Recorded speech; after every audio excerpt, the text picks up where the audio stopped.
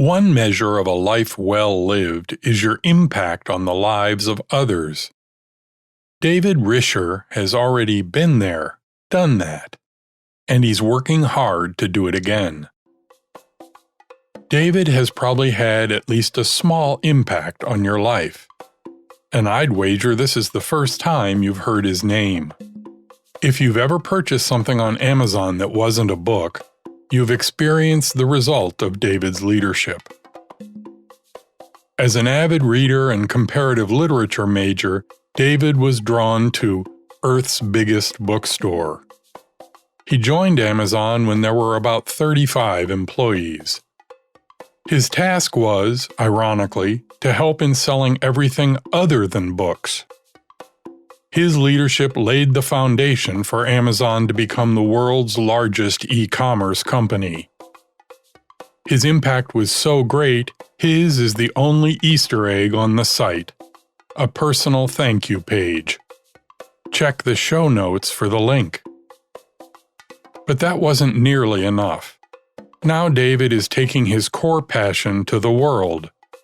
As the co-founder and CEO of World Reader, David leads a nonprofit with a breathtaking goal: to enlist 1 billion readers in the world.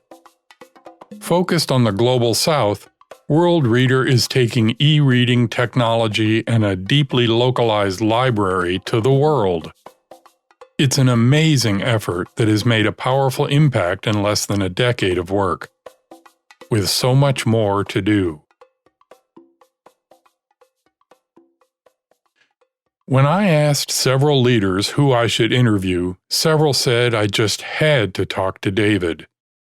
In our conversation, we discussed David's career, his perspective on leadership, and the joys and challenges of leading a nonprofit. And that's what this is all about.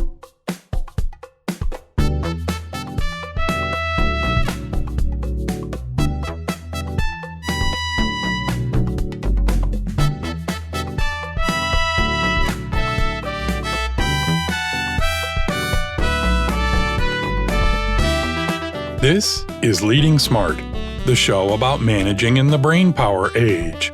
It's a field guide to the joys and challenges of leading and working in the modern workplace. I'm Chris Williams, your guide to the stories and ideas that I hope will inspire you to be a better leader in the world of knowledge work. In this episode, I talk with the co-founder of World Reader. This is episode 211, my conversation with David Risher.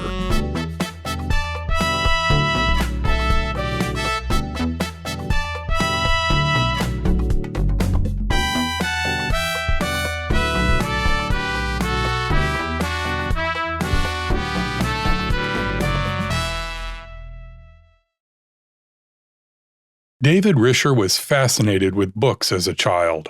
He got a comparative literature degree from Princeton.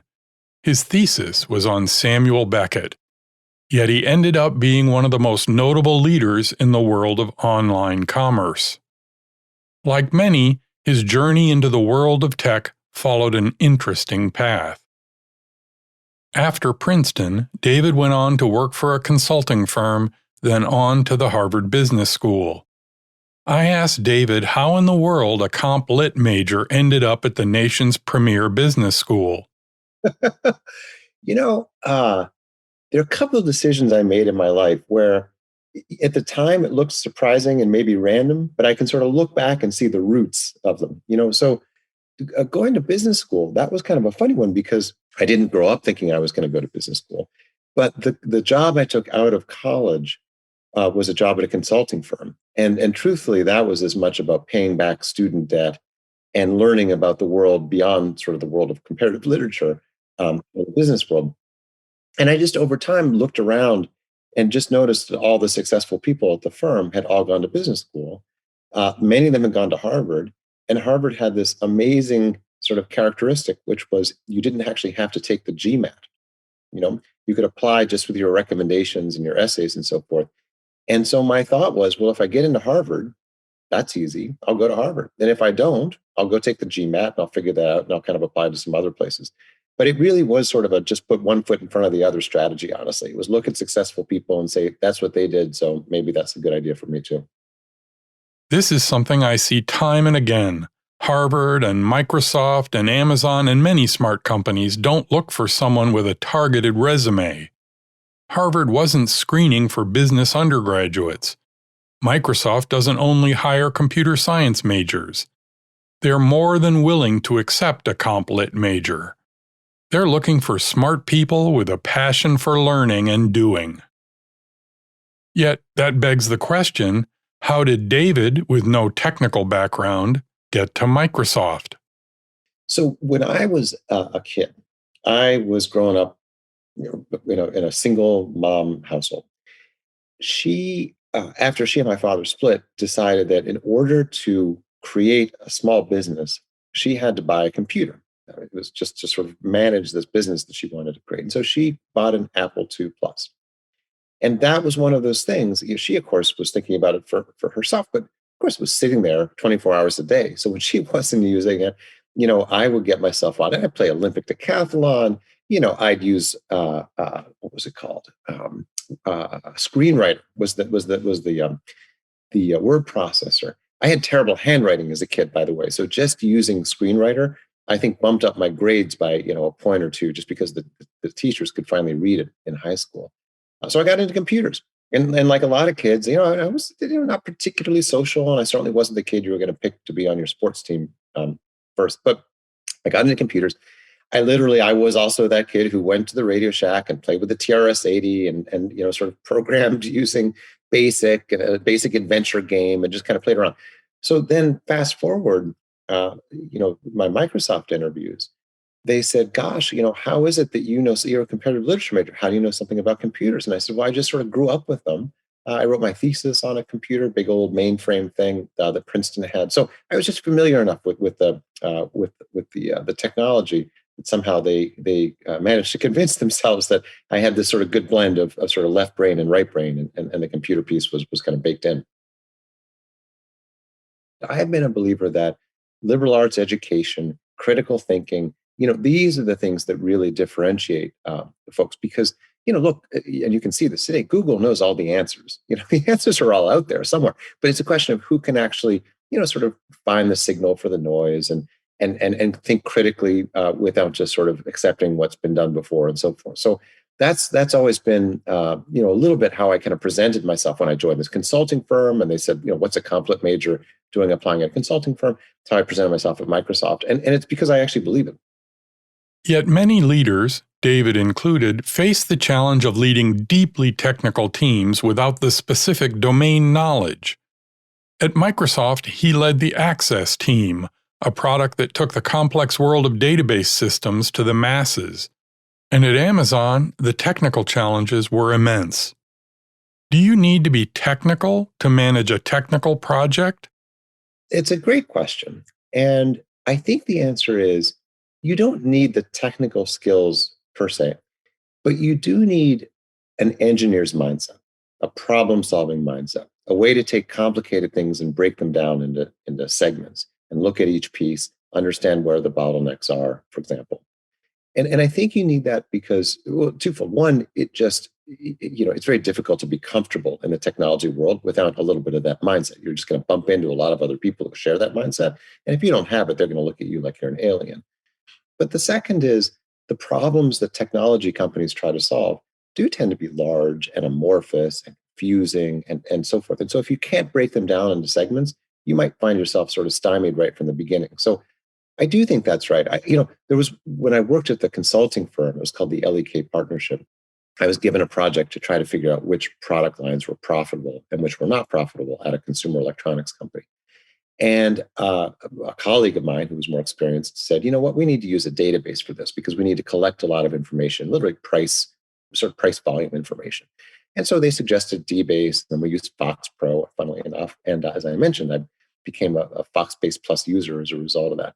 So again, the ability to use those tools, of course, is going to make you more credible in the technology space. But I actually don't think that's the necessary part. I think the necessary part is a curiosity and willingness to sort of be involved in that space, and then kind of a mindset that allows you to to work in that space effectively. David joined Microsoft out of business school. He started as an intern and before long became the leader of the project that would become Access. So I was recruited out of business school. Microsoft, I think fairly famously actually had a very well structured intern program. So between my first and second year of business school, I explored Microsoft as an intern. Explored meaning simply explored the Pacific Northwest. I'd really never been off the East Coast. I didn't really know anything about the rest of the country. So I came out to Microsoft because, as I said, I sort of loved computers as a kid. And my recruiter, the person recruiting me, said, somehow, even as a complet major, even as a business school guy, somehow I think you're gonna fit pretty well here. I joined the Access team as an intern. At the time, it was called Cirrus, it was just a code name, and it was actually going through a big reboot. There had been a prior project called Omega, which had sort of been a big failure actually, and so Cirrus was rising out of the ashes, trying to figure out, can we create a desktop database, a Windows desktop database, out of this sort of ash heap called Cirrus. So I came in as a product management intern. I rejoined the company a year later, full time, again in what was still called the Cirrus Group. It later became Access, as just a junior product manager. I see. So do you remember the first time you ever ended up having to lead people, to be a manager of people?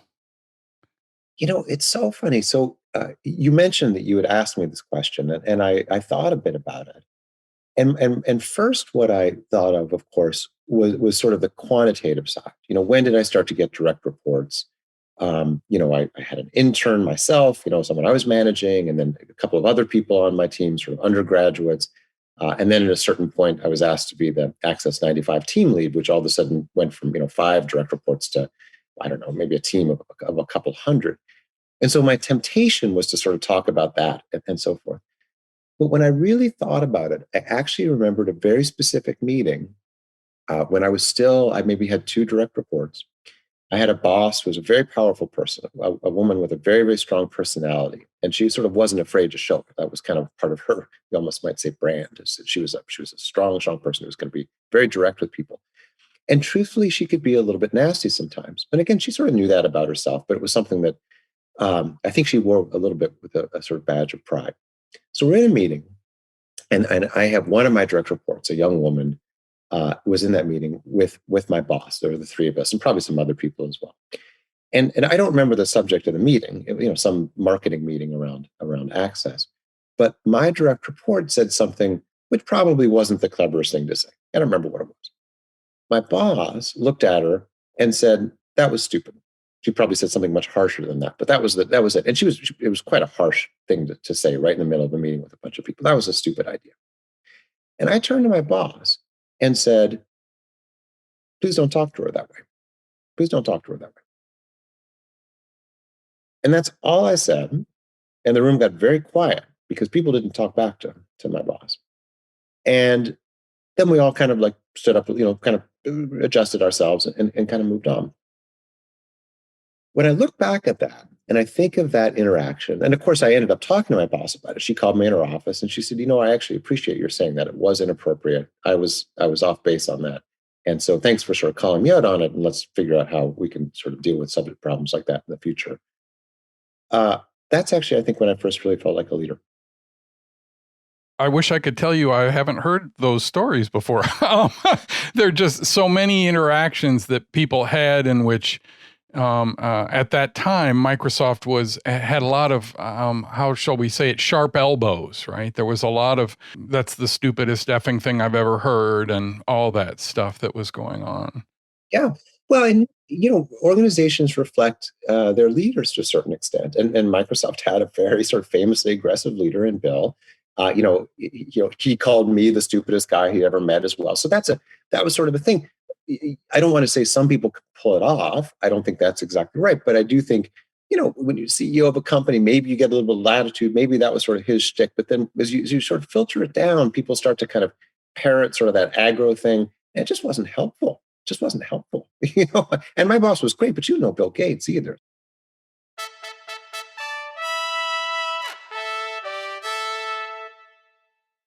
David did very well at Microsoft. He moved in just a couple of years to leading a major project and hundreds of people. He was clearly a rising star, and he was asked by Bill Gates to stay at Microsoft. So I wondered if he left Microsoft or did he go to Amazon? That's a great way to frame it. I went to Amazon. 100%. 100%. I had no interest in leaving Microsoft. I thought Microsoft was the greatest place in the world. It was sort of where I'd learned a lot. Again, I'd worked at a consulting firm. I'd been to business school. But that was small potatoes compared to being at one of the most sort of interesting companies, of the 90s. So no, I went to Amazon really because it was a bookstore and I was a book guy as a kid and I was a technologist sort of by training at Microsoft, let's say. These two things coming together, plus add the internet, plus add Jeff Bezos equals how could I not? So you go to Amazon, and nearly the first thing Jeff says is, I want you to do everything except books. That's right. That's right. How'd that happen? Well, so Jeff, of course, had a pretty expansive vision of what Amazon could be from the earliest days. And he knew that in order to support the economics of building out all of these, what we called at the time warehouses, now distribution centers, but at the time warehouses, in order to support all of that infrastructure, plus the technical infrastructure, of course, of the company, he couldn't balance all that on top of just a bookstore. As wonderful as books are, and as wide, sort of as important a business as it was to the company, it simply wasn't big enough to support all of the infrastructure required, and so there just wasn't a big enough market there. So we, right from the first, and really this was part of his recruiting pitch to me, is yes, of course I do want you to run that bookstore, and in fact we expanded it out of print books and some other things right as I started, and that was so he made good on his promise there. But what I really need you to do is start a music store. And then we'll need to start a video store. And then we'll need to do some other things. Because if we don't do that, we're going to find ourselves in this very difficult position of having built out a lot of infrastructure, which is required just to be a good bookseller, but not have enough volume going through that machine. And we're going to tank. Amazon didn't hire a lot of Microsoft employees. And one of the reasons they didn't hire a lot of Microsoft employees was something we talked about a little earlier, which was, the Microsoft employees tended to be sort of rough and tumble, take no prisoners kinds of people. And I've talked to a couple of recruiters and whatnot at Amazon who've said that is sort of a cautionary note. Did you find the cultures dramatically different between the two companies? Yes and no. I mean, both of them, of course, were based on technology, and that's a pretty strong kind of culture, in itself. And in a sense, Amazon maybe had a bit of a stronger tech culture when I joined because it was such a small company. There were only about 35 professional employees, and most of them were engineers. So in that sense, of course, they were similar. In another sense, though, they were quite different. And I do think part of it comes back to the sort of signals that leadership sent. Bill, not only does he sort of have this kind of aggressive thing, of course, Jeff's aggressive too, but Bill has a certain sensibility to him that he's sort of famous for. But he was also very, very competitor focused. And people sort of know this, but when you really look at how Microsoft was set up, and I would add Steve to this mix as well, you kind of have to, the two of them really were kind of huge culture bearers. They were very motivated by, can we do better than the competition? Can we do better than the competition? And I think that's not just a temperament thing; it was a strategy thing. In the world of packaged software, once you get to 60 or 70% market share, the game is over. You get to 100% market share effectively, and that's the story of Word, of Excel, of all these products. So it's a pretty well understood phenomenon. In the internet world, that's not really the case. Of course, there are economies of scale and so forth, but really the customer at the end of the day does have a lot of choices. And they really can wake up tomorrow and say, you know what, I'm going to stop. I'm going to shop at Walmart today instead of Amazon. And the friction of doing so is really quite small. Or Barnes and Noble at the time, of course, was what we were very worried about. So So the ethos of Amazon, and again, this sounds maybe a little trite because we've all heard interviews with Jeff Bezos talking about the importance of customer centricity, but there was an authenticity of that right from the beginning. This company must be built to be an amazing and exceptional customer experience, because if it is not, we will have no business. Our customers will simply just click on a different website tomorrow. That trickled down through the organization. Now, then when you add, I think, exactly as you're saying, Chris, a bit of a sense from Amazon of Microsoft has a certain culture and they have sort of a certain thing going on. And we want to be our own thing. So we don't just want to recreate that, hire a bunch of people from that and kind of recreate that. We want to build our own thing. I think that also, I don't want to say exaggerated the differences, but it allowed the differences to flourish because it was a bit of a deliberate strategy, as you say. One element of Amazon's culture that is often cited is their passion for reading and writing. There's a strong bias against slide presentations and a love for the 4 to 6 page white paper. Most internal discussions are had via that mechanism. Meetings often begin with someone presenting such a document, the room pausing to read it, and only then discussion ensues. I wondered if that was a culture that David, such an avid reader, had a part in establishing. No, that developed after I left. But I will tell you that the seeds of that were planted right at the beginning. And I'll give you a very specific example. When Jeff Bezos and I started talking about my joining the company, he said, send me a resume. And I said, well, I don't have a resume. I've been working at Microsoft for the last 5 years, but I guess I could create one. He said, you know what? I'll tell you what, just write me something. Write me something. And so I wrote him a piece of email, 6 or 7 paragraphs about myself and about maybe some ideas that I had. And I found out subsequently, after I joined, that piece of email turned out to be quite important because Jeff said to other people, this guy can write. This guy can write.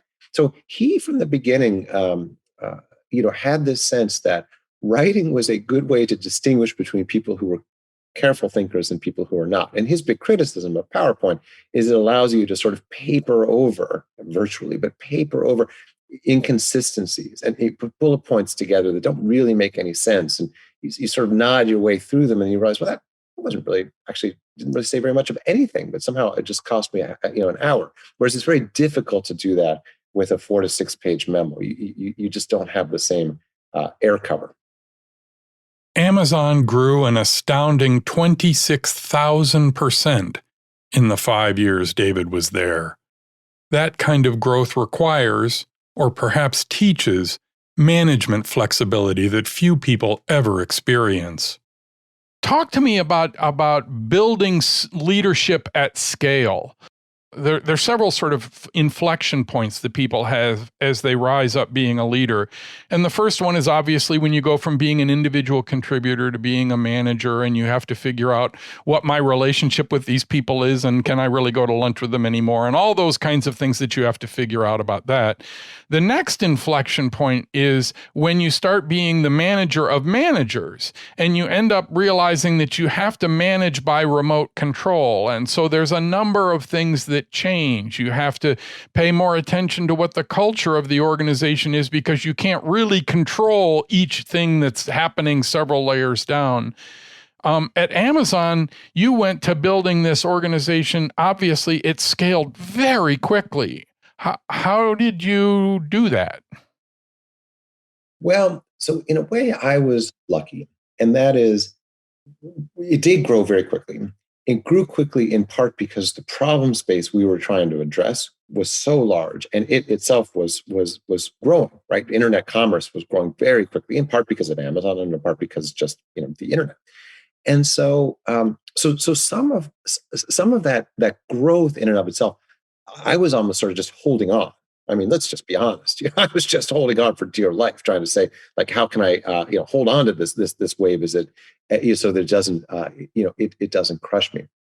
The thing you're talking about, this sort of multi-level piece, that's a big deal. You're absolutely right. When you no longer feel like all of the people in the organization, when the people in the organization report to people in the organization who report to you, and you have to be very careful then, right? Because then you have to sort of walk this funny line of, on the one hand, I want to know sort of what everyone is doing, kind of, sort of, right? Like, because I sort of, detail guy, and, the details matter, and retail is detail is one of the things that sometimes I would say at Amazon. So I kind of want to do that. At the same time, A, I can't, let's be honest. And B, if I try to do that, I will spend so much of my time distracted by small issues. There's no way I'm going to have the capacity to focus on the biggest things. And so for me, probably the biggest training I had to go through at that stage, the stage you're referring to, is really focusing on my direct reports and letting them focus on their direct reports. It sounds so obvious, but not thinking of myself as managing 600 people, but thinking of myself as managing 6 people and really trying to do a great job with them, and then letting them kind of do their job and managing their own teams and so forth. A huge portion of that, obviously, is helping them to understand what it means to be a leader. So do you feel like you're a good groomer, builder of leaders? I'll tell you something. So people told me that I was. Okay. So people told me that I was. And that was a very, it's a nice thing to say, kind thing to say. Everyone likes affirmation. Um, some of it, I think, just had to do with hiring good people.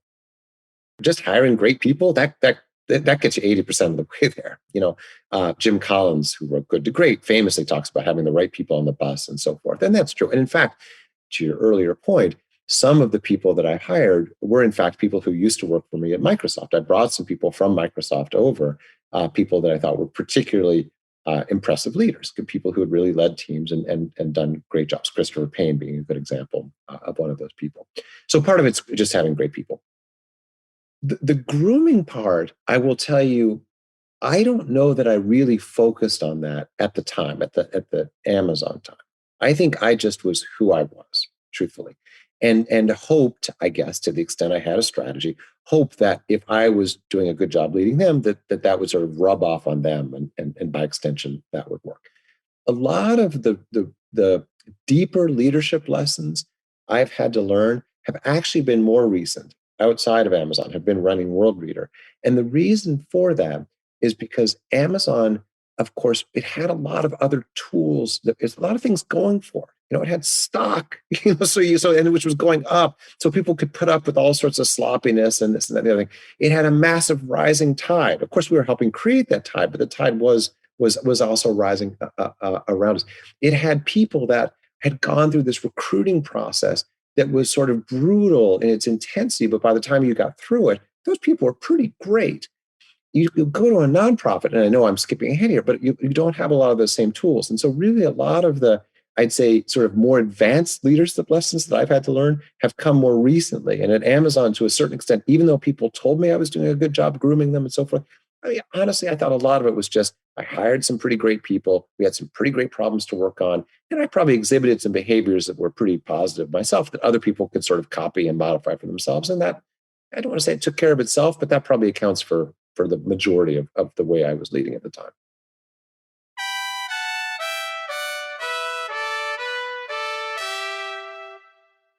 David helped Amazon grow from a $16 million business to over $4 billion. The company had finally turned a profit. But he never fancied himself as a businessman and hadn't yet done what he thought he'd always do. As a kid, he always thought he'd be a university professor. So once again, over Jeff Bezos' objections, he left Amazon to teach.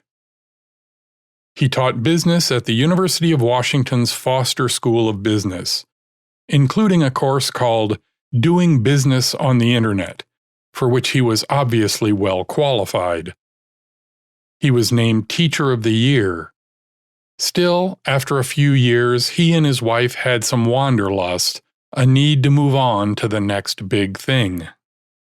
When I was teaching, my wife and I at the same time sat down and said, and my wife and I met at Microsoft, by the way. So she too has that same mindset of kind of a planner's mindset and thinking a couple steps ahead and so forth. So we said, gosh, we come up with these plans for business units that are sort of multi-year plans. Why don't we come up with a multi-year plan for our family? And that plan, the thing that bubbled to the top of the list is let's move overseas for at least a couple of years, at least for a year, with our 2 daughters. So we did that. While I was teaching, she was sort of doing some exploring, and then we took some exploratory trips. We settled on Barcelona. So we moved to Barcelona for what we thought was going to be 1 year. That turned to 2 years. 3 years, 4 years. Life happened. I got on a board over there. I did some teaching in a business school in Barcelona and so on and so forth. Then at year 5, we said, okay, here, time for the next crazy plan. Let's spend a year traveling around the world. And so we did that. We did that with our daughters. We were their teachers. But we also had a second objective, which was let's sort of figure out what the next chapter looks like. We've been in Barcelona for a while. We've been learning Spanish. I learned some Catalan. I learned some guitar. We did the things that are they're amazing. But they weren't going to be long-term sort of life things. They were sort of short-term things. So what's the next big chapter? And I'd gotten very interested in certain ideas around behavior change and maybe using what I learned in for-profits in kind of a nonprofit context. I didn't really know, but my mind was just sort of open to this. So fast forward to the end of the trip, 19 countries into it. We were at an orphanage in Guayaquil, Ecuador. I am standing at the edge of the orphanage as we were walking out at the end of the day, and I am looking at a building with a big padlock on it.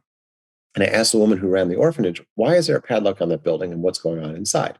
And she said, well, you know what, David? That's our library. And I said, go on. And she said, here's the problem. Books come, but they come by boat. They take a long time to get here. By the time they get here, they're out of date, or there's somebody else's trash books they didn't want in the first place. And so as a result, we've locked the place up because the girls, there's a women's orphanage, the young women's orphanage, the girls, young women are not interested in going there anymore. And so I said, well, that doesn't sound very good. Can we take a look inside? Because again, remember, I was a library kid. I like these places. And she said, you know what? I think I've lost the key to that place. And when she said that, and I looked over at my 2 daughters, each of whom, by the way, had a Kindle because we've been reading as we traveled around the world. And I thought back at what I'd done at Amazon, including hiring Steve Kessel, who ran under Run Kindle. And I thought all of the resources that we had as a family and all of the skills that I developed over my Microsoft and Amazon times. And then it was about reading. I said, this is crazy. Come on, we got to do something about this. Let's start something that will help more kids read using digital technology. So that was the origin of World Reader. Having experience in taking on enormous projects certainly helped David in setting the vision for World Reader. I asked him to tell me about that vision and why he thinks literacy is so important. Our goal is to get 1 billion people reading. And the reason for it is that reading is foundational to any human development indicator that you want to look at. There are no wealthy countries that are low literacy countries. And conversely, when you look at high literacy countries, like Norway or Sweden or Denmark or even the United States, you see very high literacy. Number one. Number two, health indicators are correlated with reading. You cannot be a healthy person if you're not a reader, basically. In fact, a child born to a literate mother has a 50% greater chance of living past the age of 5 than a child born to an illiterate mother. So reading's correlated with health. It's correlated with safety. Here's a crazy statistic. There are companies that build prisons in the United States, this is. And when they build a prison, they decide, when they're looking at the size of the footprint of the thing, they say, what's the literacy rate in the community? The lower the literacy rate, the bigger the prison. So, and it's an indicator of overall human development, just self actualization and so forth. So reading, aside from having personal passion about it, as I mentioned a couple of times now, it turns out to be very important for kind of a healthy, vibrant society. And if we want people to solve, the problems of tomorrow, the next versions of climate change, or perhaps that will still be a problem tomorrow. The next versions of how do you send people to Mars, or maybe outside of our solar system? Those are going to be today's readers. So it's both a personal passion of mine and an area where I have some experience building things. So that's World Reader. We want to get 1 billion people reading. We use technology. We use local content. We have tens of thousands of stories that we've digitized from around the world because we're working all over the world. We use local support. We have offices now all over the world. And on and on. I could go on this, but that's the basic idea. You obviously are not shy about tackling enormous goals, right? I mean, the guy who created part of the world's largest retail store obviously is not scared at the daunting task of how to get 1 billion people to read, but to be honest, it just blows me back in my chair, the concept of how you would go about doing that. So obviously you eat that elephant one bite at a time, but how do you How do you break that up? How do you figure, what is the engineering mindset that convinces you that that's not crazy stuff? uh, I mean, I love the way you ask the question because it implies that I had a master plan right from the beginning and I'd broken up. The truth, of course, is yes, I had some ideas. I had some ideas, but then there was also it's been a journey of discovery. We've been at this for 10 years now, but I knew some things, right? I knew that if you're thinking in terms of a billion, technology has to play a role. Right? Technology gets less expensive over time. It gets more ubiquitous over time. So you've got wind at your back. Number one. Number two, I knew local publishing ecosystems, local publishers had to play a role, right? We're not going to write billions of books ourselves. That's insane. And in fact, reading it's global, but it's also fairly local. What you're reading about in Ghana or in India or in the Middle East is going to be different from what you read in the United States. And so you have to have a relationship with local publishers and convince them to be part of this journey. So that's another piece. Africa, there's a proverb in many African countries. Kenya is probably the one that claims it the most, that says, if you want to go fast, you go alone. But if you want to go far, you go together.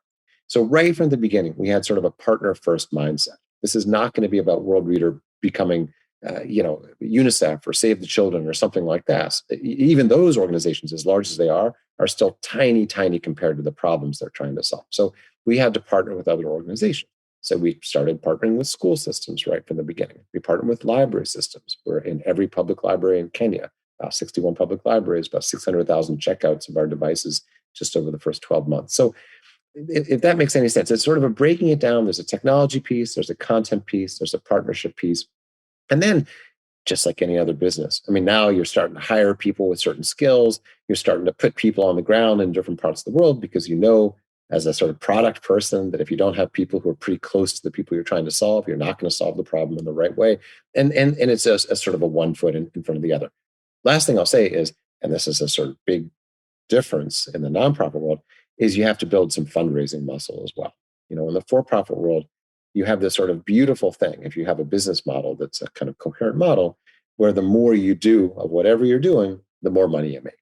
And that you plow back into R&D, that allows you to create, version 2.0 of, of cup, or iPod or computer or whatever. Whereas the nonprofit world, you can actually get yourself in a vicious cycle where the more you do, the more money you have to raise. The more money you have to raise, that limits you in a very particular way. So we built some muscle around fundraising as well. It's always a challenge. That's just the name of the game with nonprofits. And I can talk to you more about how we've addressed some of those things. But at the end of the day, those are sort of the components that we realized right from the beginning we had to start building out. Given this enormous goal and some thoughts on how to attack it, how do you get the people on board?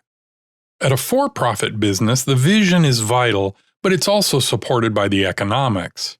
In a nonprofit where every dollar is fundraised, is the vision the only tentpole upon which nearly everything else is draped? It is. It is. That's what sort of magnetically pulls people in and keeps them there. That and frankly, leadership. I mean, in other words, a sense that I'm going to learn from maybe someone who's got more skills than I. That we're and when I say leadership here, maybe you're thinking of sort of the one hero at the top. No, I'm talking about sort of almost a team feeling of like we're doing this thing together. We're sort of leading the world in this. No one had thought about getting billion people reading using technology, Kindles and cell phones and Android tablets and stuff. No, this wasn't really part of the sort of the thinking back in 2010 when we started. So that leadership, maybe I'm using the word in a little bit of a different way from what's obvious. It's almost like we are a leader organization who are trying to sort of blaze a trail here, and other people come behind. That's very exciting for people to be part of.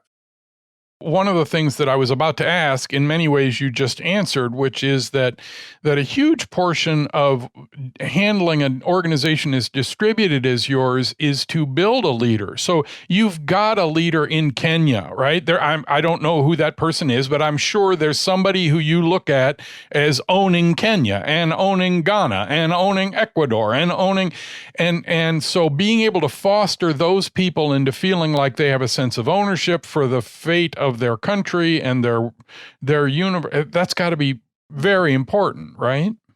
critical. It's critical, and it's hard because you are doing it remotely. I mean, even before COVID-19, we were on Zoom or Skype or pick your favorite thing, a lot because we have to stay connected to sort of the mothership. But at the same time, you have to have a certain amount of autonomy and build your own teams, right? So Joanne, who leads Joanne's now worked for us for I think 9 years in Kenya. She was a former teacher herself. By the way, she had never done a job like this before. As I say, she was a teacher, but she's assembled an incredible team over time. By the way, she's a woman leading an organization in Kenya, which is not super, super common, not incredibly uncommon, but not super, super common either. So that has its own challenges. Ethel, who's a Ghanaian woman who runs our Ghana operation, same story.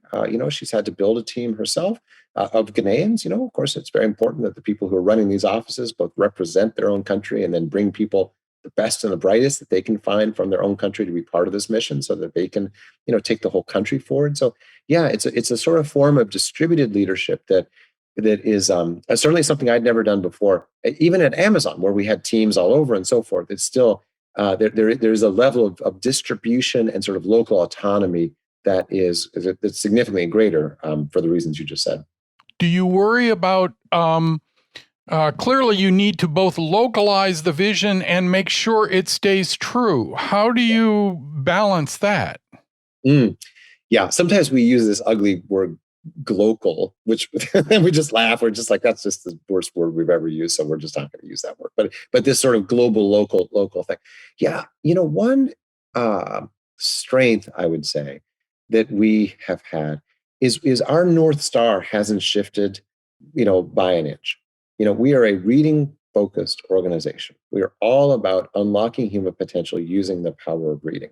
And the tools we use are always technology and partnership, and the ones I just mentioned. So in a sense, the way we have stayed, human beings drift. Let's just sort of recognize that. We drift. We're curious. We investigate. And we as an organization, we're always investigating new things. We started using Kindle in the early days. We still use Kindle, but we built our own technology stack. Now we have cell phone based programs, hundreds of thousands of people every month.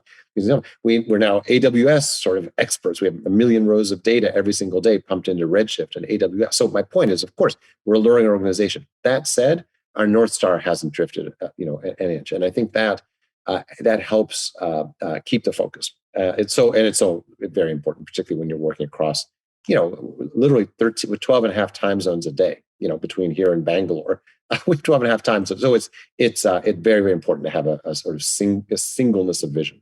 Do you find yourself having to go, wait, that's too far. You drifted.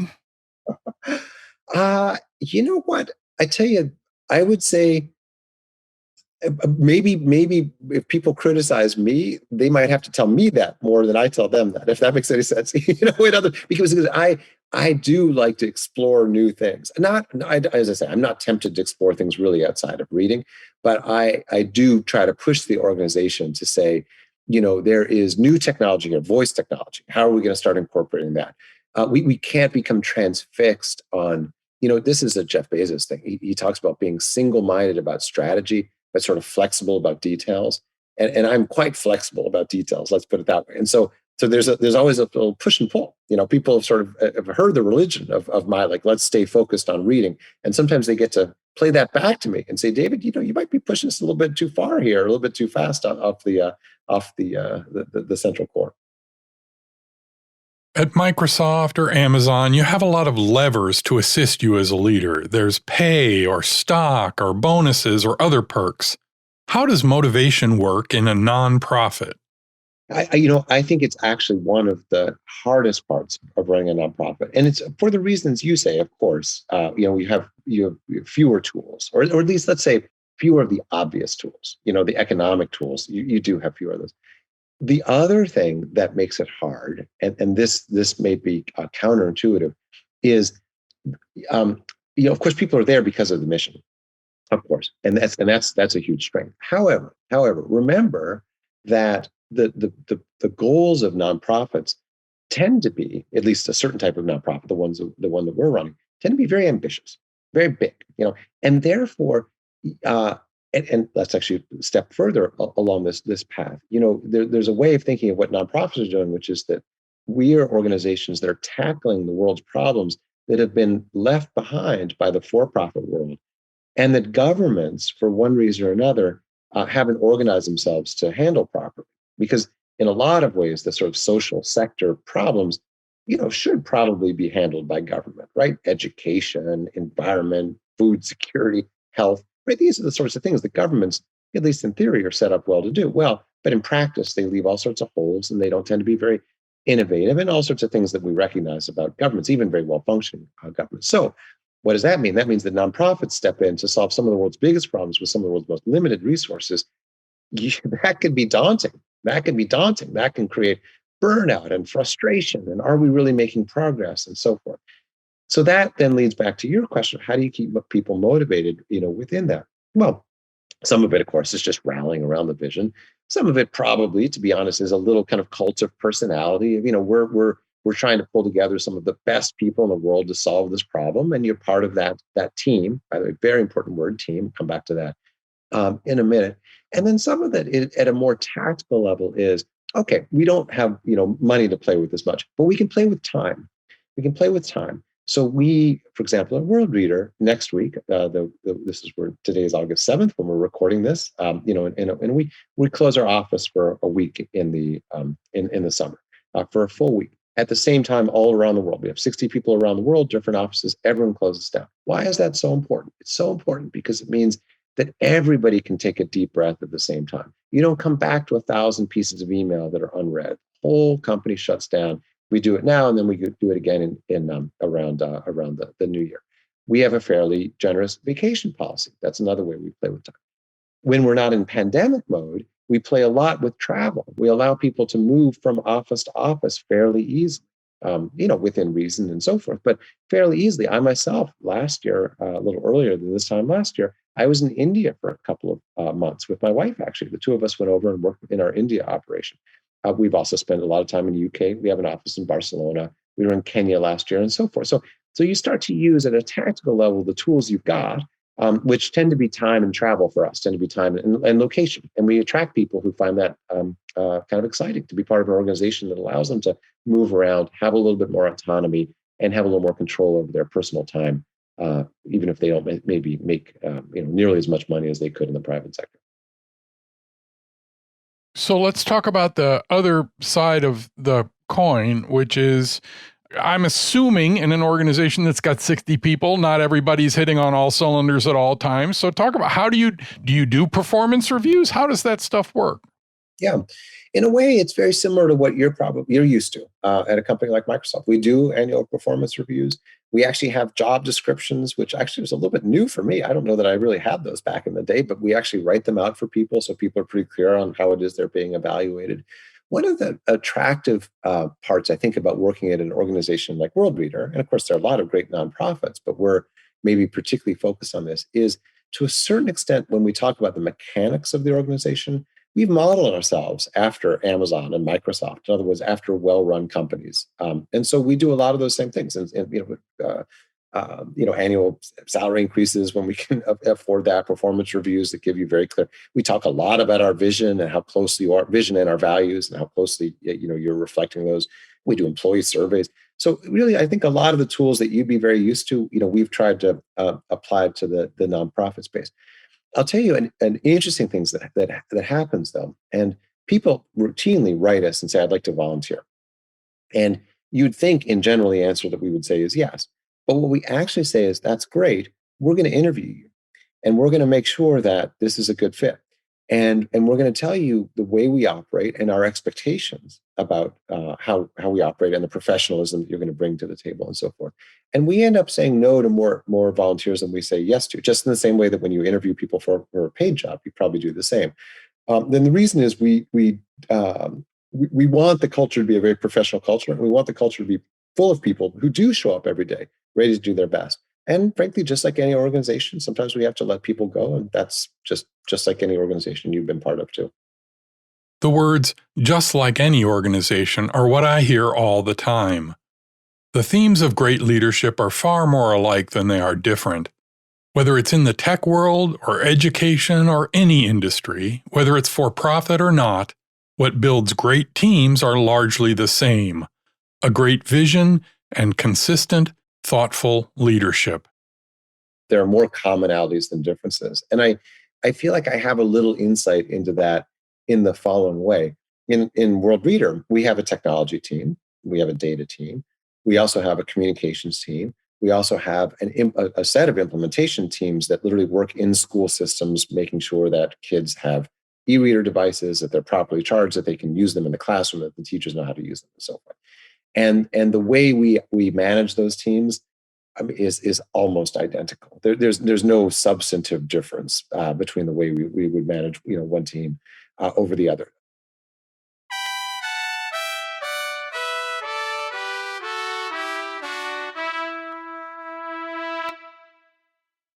We then turned our attention to COVID.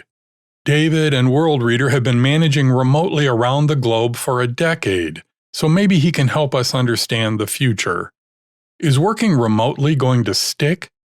Absolutely, there will be some things that are just different going forward. Just different, not short-term different, but sort of permanent different. And I think the reason for that is people will have become used to new behaviors and recognize that some of these new behaviors actually dominate some of the prior behaviors. So, for example, I was just at a conference last week. It was a conference of a couple of hundred people. It had plenary speakers. It had breakout sessions. It had some time for a kind of icebreaker, type stuff, kind of person to person type thing. And it was all virtual.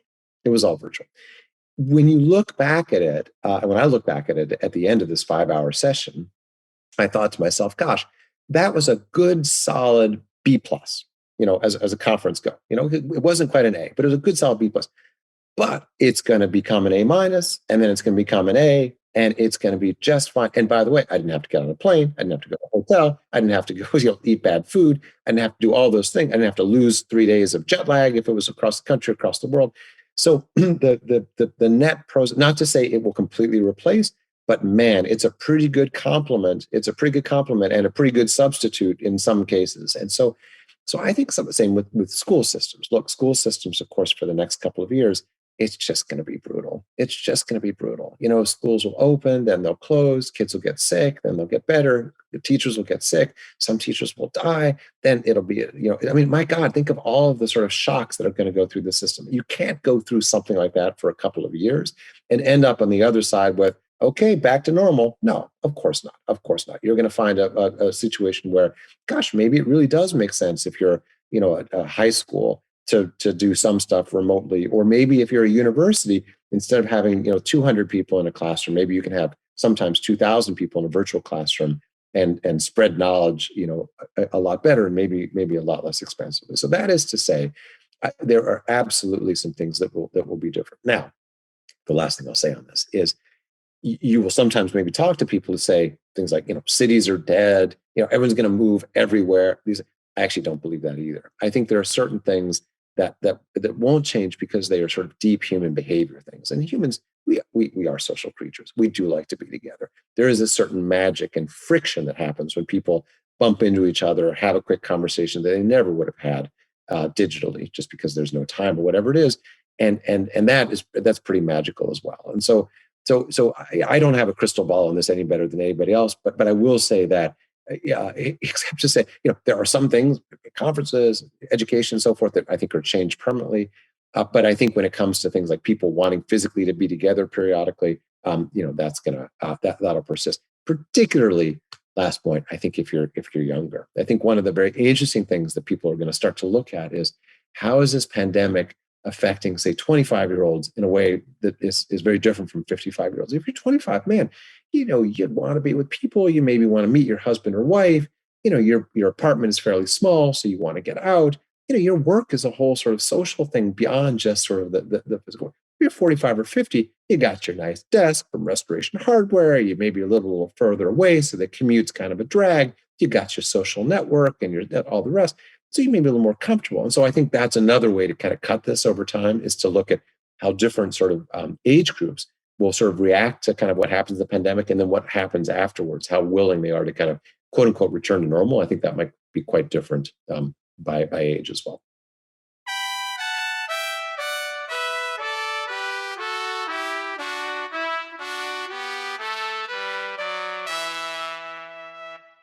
World Reader certainly has set ambitious goals, but with the kind of leadership David and his team are providing, it's clear they're making great progress. The world will definitely be a better place thanks to their efforts. I want to thank David for his time and his insights into not only what it takes to be a leader in the not-for-profit world, but also how to make the most of one's time on the planet. I feel smarter and more optimistic just for having spent the time with him. I hope you do as well.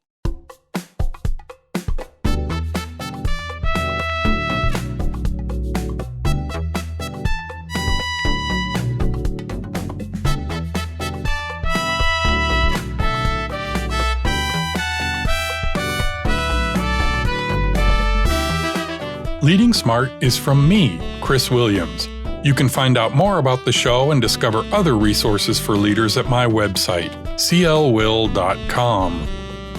If you like the show, please share it with your friends, especially on social media. Referrals are the greatest source of new listeners. I'd also love your feedback. I'm the CL Will on Twitter, LinkedIn, and Facebook. Or send an email to pod@clwill.com. That's it for this episode. The next episode is back in the studio and to the topic of leadership. We'll talk about how to lead without control. I hope you'll listen.